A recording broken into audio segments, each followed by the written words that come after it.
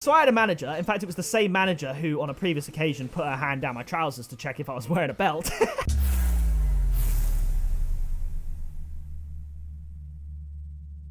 I haven't done a video like this in years, but they're really fun to make and they're really fun to watch. So please do smash a like if you want to see more content like this. So yeah, today I'm doing a cut comp. We're going to be playing some games and I'm going to be telling you some pretty funny stories about how basically I spent all the money I have on this game right here. A lot of you guys are begging me for gameplay content, and I really love making gameplay content, and if I could combine it with a cut com like this, it would just be awesome. So like I said, please do drop a like if you want to see more. Now, obviously, I'm not completely broke anymore. The key phrase there being anymore, because as the title let's not talk about it. As the title suggests, I spent every penny I had on Rocket League. You could say that's somewhat of a stretch, but if you guys didn't know, 4 years ago, I left my job at McDonald's to pursue YouTube full time. But before that, before I had the capabilities to do that, I had to grow a YouTube channel and make videos. And I was on a criminal wage. £6 an hour. Functioning adult as a part of society, by the way. £6 an hour. So I'm going to tell you some of the craziest stories about my time working at McDonald's and how I got to where I am, etc., etc. Now, first of all, £6 an hour is not a lot. I worked there from August 2016 when I had under 1,000 subscribers to February 2017 when I had nearly 70,000 subscribers. So not a bad return for 6 months working for old Ronnie McD. Teammate, go for it. Oh, that's a horrible part. So after 6 months of working there, I earned probably in between £3,000 and £4,000, which is not a lot for 6 months hard labor. And as you can tell by the stories I'm about to tell you, it was not smooth sailing, to say the least. First of all, something that almost feels illegal to me, okay, I was in the kitchen. Now, I'm the batch boy. I'm the batch cooker. I cook the best chicken nuggets this side of the Atlantic Ocean, all right? I won't have anyone else tell me different. But my manager is walking around the kitchen, the big manager, the scary one, you should say. She's going around checking uniform, and I think, okay, you know what, that seems normal. You can check the uniform, I guess. It's like we're back in school, you know? I just left school, so I'm used to that sort of thing. If you're a manager of McDonald's and you want to see... all right. And you want to see... and we've conceded from that as well. If you're a manager at McDonald's and you want to check that your employees are correctly dressed, you might just look at them very briefly and see if they are dressed appropriately. Perhaps your eyes aren't treating you very well that day. Maybe just ask them. You know, are you wearing your apron? I can't really see. Are you wearing your belt? Oh my god, dude. It's a good thing I don't care about my rank because these guys suck. Nanny passed it to him. And then this guy just doesn't pass it to anybody. So yeah, you might just do the normal thing and at best ask someone if they're wearing the correct uniform. And part of the McDonald's uniform is a belt. I'm not entirely sure why, because, you know, you're in the kitchen. If your trousers aren't falling down, why do you actually need a belt? You know what I mean?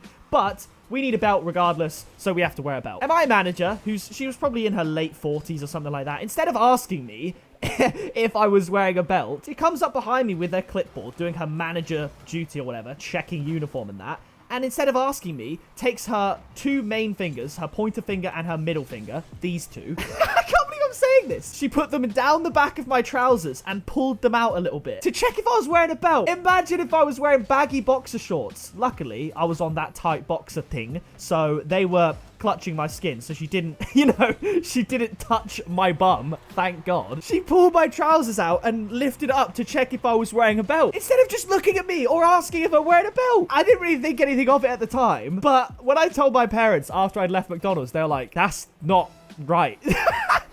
Oh my god. Oh my gosh. Like, what? Also, I mean, I'm sure it won't come as a surprise to many of you, but obviously, McDonald's, they are a bit sketchy in some areas. I'm not proud to say that I have unwillingly partaken in their false advertising. Technically speaking, I'm sure what they did was probably illegal again, but it was New Year's Day morning. I'd just woken up. I had a 6 a.m. start on January the 1st, 2017. We just reached 20,000 subscribers on the channel, so I was absolutely buzzing with myself. And for breakfast, we'd run out of free-range eggs, and that is a big selling point for McDonald's eggs. You know, free range. The chickens love it. We're out of eggs, so one of the employees has to go to the nearby Tesco's to get eggs. Like, okay, that's fine. Just go and buy some free range eggs. It's a little bit scuffed. It's not from your usual supplier, but McDonald's will absorb the cost and we'll all be fine.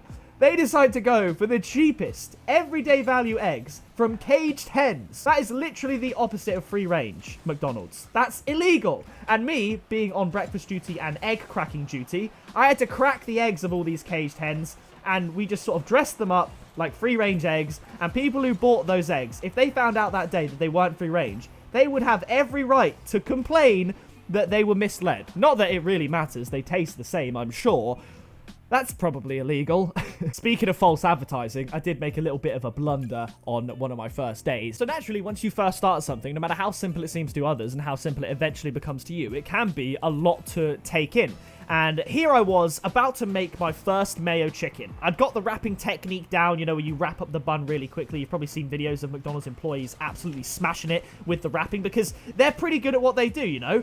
But that's my fault. What a save. My problem. Like, what am I doing here? I cooked the mayo chicken. I remember I used the black tongs for mayo chicken. Put them in the thing, probably a couple minutes in the deep fat fryer. And then I put the bun in the toaster. Remembered that. Sprinkle of mayo. Remembered that. Touch of lettuce. Remembered that. And that was the bit I had to get down, you know, the condiments and all that before you finally add the meat at the end. Actually, I'm pretty sure it wasn't the black tongs either. It was this like cream color, but we'll move on. It's been a while. And I was so gassed that I got the order of toasting the bun, putting the mayo on, putting the lettuce on, that I just wrapped it up straight away. I forgot to move down the assembly line and add the actual chicken to the chicken burger. Wrapped it up. So proud of my first creation. And then, luckily, the customer was a nice old man. And he said, oh, this man doesn't have any chicken in his mayo chicken. So I just gave him a mayo, basically. Luckily, he was nice about it. I was like, oh, my bad. And I put the mayo chicken in the bun where it belonged. But that was not my finest moment in McDonald's colors, it's safe to say. But now we move on to the worst day in my McDonald's career. This deserves a video on its own, but here we are. I actually made, in the span of working this day, a negative. You know, that's actually in. I messed up the kickoff and I scored. So obviously, you get paid £6 an hour. I worked for like 7 hours that day. It is what it is. That's 42 quid. And I still went home with a loss. So I get there at about 7 a.m., I think is when I start. And I'm on the sausage grill. And obviously, it's a sausage grill. That thing is boiling hot. I'm sure you can tell where this is going. I'm scraping it down. I'm cleaning that grill within an inch of my life. And I'm doing a good job. Let me just score this real quick. Peak, good save. And I got it slightly wrong. I went a bit too close to the upper part of the grill, the bit you pull down, which is obviously still also boiling hot, and I burned my hand. It was bad, okay? It was really bad. There's nothing quite like a kitchen burn. You know what I mean? If you've worked in a restaurant or a kitchen and been burned, it's horrible because that's not just a bit hot. That's not just boiling water. That takes your skin off. It's horrible. So I'm 10 minutes in. I've got a bad burn on my hand and I'm under the cold tap washing it as per the procedures and the protocol, all that. I'm trying not to, you know, faint. And it just so happens I was in the wrong place at the wrong time. I'm at the sink and the manager says to me, Matt, it's your turn today to do the trash walk. I'm like, great. Great. Never done this before. I was quite happy cooking breakfast in the kitchen, but now it's my job for the next hour or two to go around the car park and pick up everyone's rubbish. Hey! How are we missing that then, boys? I'd never done this by myself before, so I'm sure, like, it's pretty self-explanatory what you have to do, but I was still a bit freaked out because it was possible that I could get it wrong. I could whiff the job somehow. Also, the guy who told me how to do it didn't tell me that they had a cart for you to push around the car park for you to, like, keep your rubbish bags on and make the process a whole lot easier. So I was going around with a litter picker and one bin bag on a car park. If you imagine a massive car park to a big, you know, sort of retail complex with one bin bag, it ain't enough. So I was going around without a cart, filling up bin bags, tying them up and leaving them by the bins so I could then come back and replace the bin bags in the bins, etc, right? Bear in mind, like I said, this is taking twice as long as it should because I don't have a cart, so I'm going back and forth, which is great. Oh my gosh, that would have been unreal. For some reason, they make you wear this absolutely hideous, massive fluorescent jacket. And there was a girl who got into the car after her family got breakfast. She was filming me with her phone, okay? She was definitely putting me on Snapchat. That was sort of the thing back then, you know, 2016. It was all about Snapchat. Probably put some kind of memey McDonald's comment on it, like, I bet he's loving it. You know, all the jokes. And I never saw that footage of me. Nice shot, lad. Can't really stop that, to be fair. He's set him up with an absolute peach of a pass, that teammate. And then when I'm finally almost done with the trash walk, I see, way across the other side of the car park, one of the tied up rubbish bags is being absolutely just obliterated. Oh, peak. That's bad from me. This massive seagull is completely undoing all of my handiwork. He's ripped the bag open and he's throwing, you know, rubbish all over the place like it's confetti at a birthday party, which I'm not a fan of because, you know, I just spent an hour and a half picking it all up. I go over to the seagull and you think maybe it would fly away. Nah, it tug of wars me for this rubbish bag. Hold up. Let me just score this real quick. Over him. There's no last keeper. This could go in. How do you miss? If you do... Wow! He could have just left it. It would have just gone in. I'm literally recounting a story from McDonald's and I'm still carrying this team. So basically, I was pulling this rubbish bag away from the seagull. I did not expect during my trash walk to have to be wrestling with a seagull for what's on the saver menu. You know, it was outrageous. Dude, how are you going to bump me? Go on, you've got to score that. I've done everything. He's actually done it. What a pass. We're still in this game. How have we pulled this off? So that was a mess. It took me ages. I go in. I have my break. We've done the trash walk. Fantastic. Then after my break, apparently it's my turn to do another thing I've never done. I got to do the dive. You might be thinking, what the heck is the dive? Are you going scuba diving or what? Nah. The dive basically means the washing up. And if you're in a household of, you know, 4 or 5, the washing up might take you 20 minutes. It's no problem at all. If you have a dishwasher, even better. This is the dive for an entire breakfast stint at a local McDonald's where thousands of people go. And I have to wash up everything by myself. Good touch from me. That's centered for the teammates. We can win this. We can win this. No, we can't. Now, I do things thoroughly, okay? So instead of doing half a job and not really washing things properly, I'm giving each piece of equipment, each tray, its fair share of, you know, washing up soap, care, elbow grease. This game is terrible. Just help me. Why are you doing that? What are you doing that for? He passed it to him twice.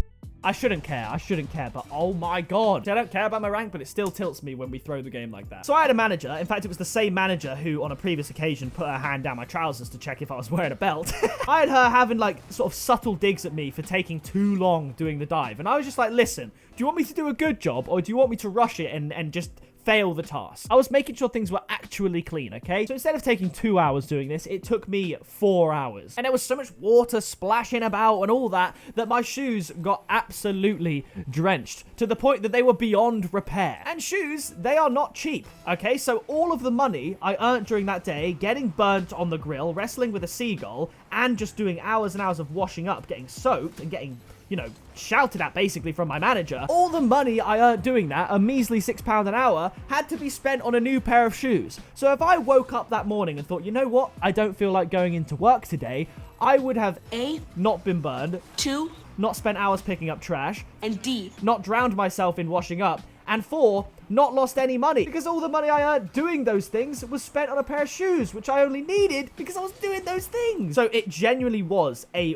worthless, pointless, painful day for me at McDonald's. And yeah, I was supposed to be saving money from McDonald's. I was supposed to work at McDonald's for my gap year and then take, you know, maybe $5,000 to uni with me, which is not a lot, but, you know, it's something, and I can, you know, I thought I could give YouTube a fair crack. That was my goal. I was like, you know, I'm going to work at McDonald's for a year instead of going to university, because if I go to uni, I don't know if I'll be able to do YouTube videos anymore, and obviously with, you know, nearly 1,000 subscribers, I was destined to, you know, make it big on YouTube. So I thought, you know what, let's take a break, let's work at McDonald's, and let's become a full-time YouTuber.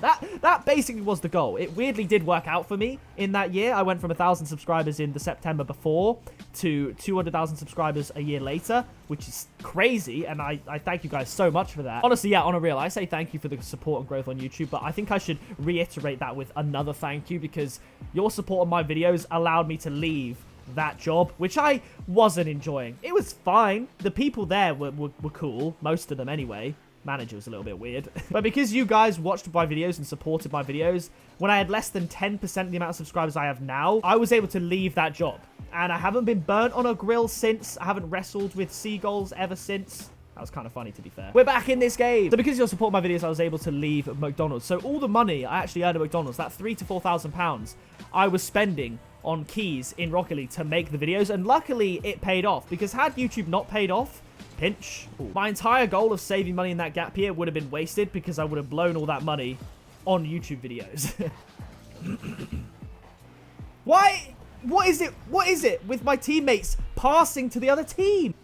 Tell me about this. Why? Why? Why? My dad likes to call it a business investment, and it definitely was. But I can see how some people would look at me back then and think, man, this kid really is wasting all of his money. It got to the point where I'd spent so much money on keys, and this was before I even saw any kind of return, where the crate opening that actually sort of helped my channel grow initially was going to be the last one. I literally said in the video, you can go and watch it now, this will be my last crate opening until the C4 comes out. The C4 crate, because, and I quote, it's a lot of money. And then I did like an awkward laugh, because obviously I was spending all of my wages on Rocket League keys. Nice one, lad. We're still in this. And then the first crate, after I proclaim to the universe that I've spent too much money on the game and I can't do any more, is the crate that makes my video blow up, that allows me to then upload every single day and make the money back that I spent. Like, if I didn't get that sick crate in that one video, maybe I probably would have, you know, swung for another crate opening because I really did enjoy doing it. But who knows where I'd be right now if I didn't get that one crate. And that's not to take away from my hard work, from my daily uploads, but that snowball effect is very real.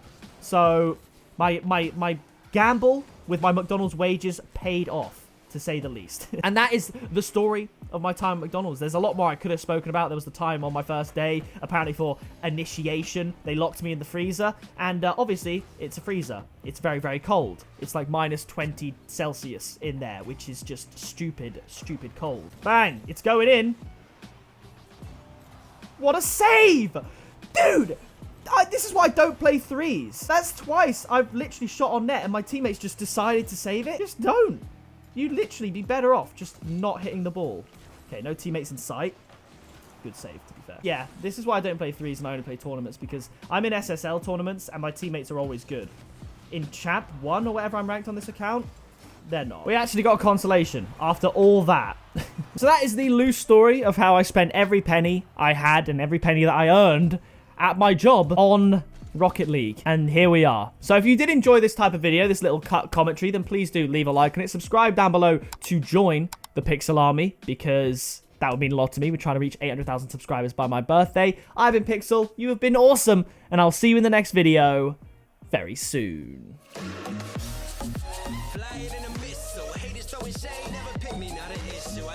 I'm at the top, I run these beats, I hold my spot, so stop before it hits you, it's pickapixel.